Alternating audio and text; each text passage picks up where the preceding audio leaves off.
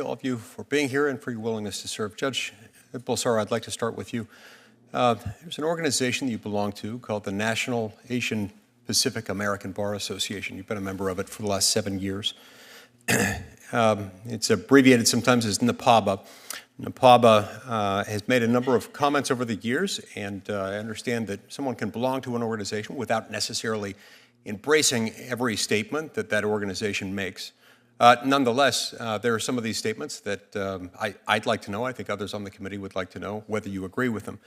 Among other things, NAPABA has publicly taken the position, quite aggressively, that no sanctuary jurisdiction, that is a city, municipality, or local unit of government, may be denied federal funds or may have any federal funds withheld on the basis of that entity refusing, declining to cooperate with federal immigration law enforcement authorities.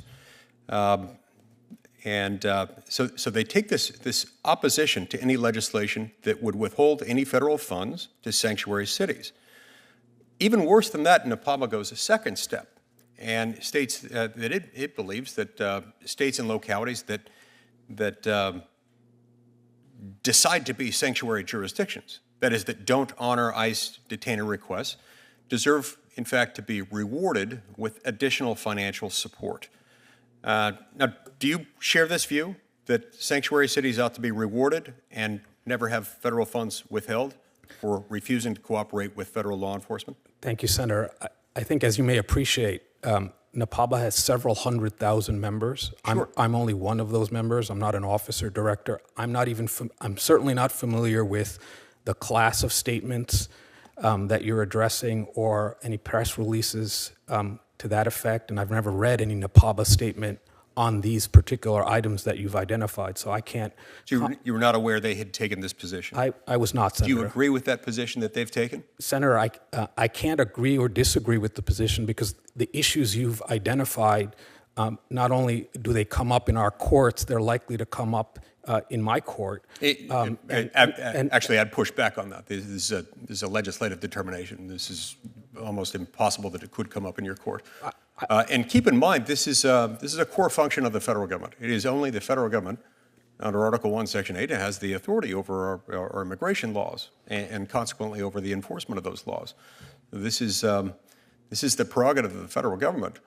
And yet you're saying that a local jurisdiction that refuses to cooperate with that should not have federal funds withheld, or the entity is saying that, rather.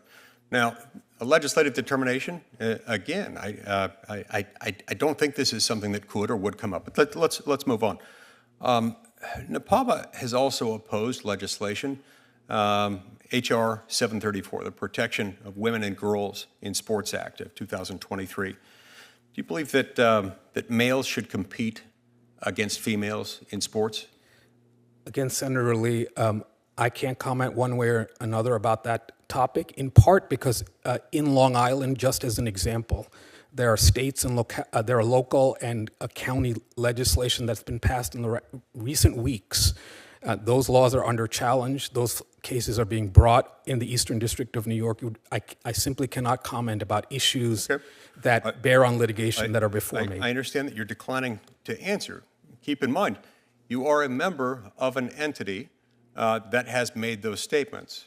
And if you can't comment on those statements, then perhaps, as a judge and as someone sitting for a nomination to be a lifetime appointed federal judge, then perhaps the answer should be that you shouldn't be a member of the organization. But it does raise an inference as to whether you do agree with them, and I note for the record that you're declining to do that. Now, NAPABA filed an amicus brief in a case called Students for Fair Admissions versus Harvard. I'm sure you're familiar with that case. It went before the Supreme Court and was decided about a year ago. And in that brief, it called for, quote, consideration of race as a factor in college admissions. Do you believe that some students should either lose or have lower access to educational opportunities in higher education based on their race? Well, I think, Senator, the Supreme Court has clearly said no. And it's my current oath, and if I'm... You'll stick with that. And I... Now, NAPABA also called the Supreme Court's ruling in another case, 303 Creative versus Elenis. It called it misguided. Do you also believe that that decision was misguided? Do you share this view? And how should the case have been decided if it, in fact, were misguided? Senator, I'm not familiar with that statement, but I never refer to Supreme Court decisions in that way because of my oath to follow them, and it would be inappropriate for me to disparage decisions and then uphold my oath to follow them. Okay. My time's expired. Thank you, Mr. Chairman. I do note here, look, if you're going to belong to an organization that engages in advocacy, you can't have it both ways.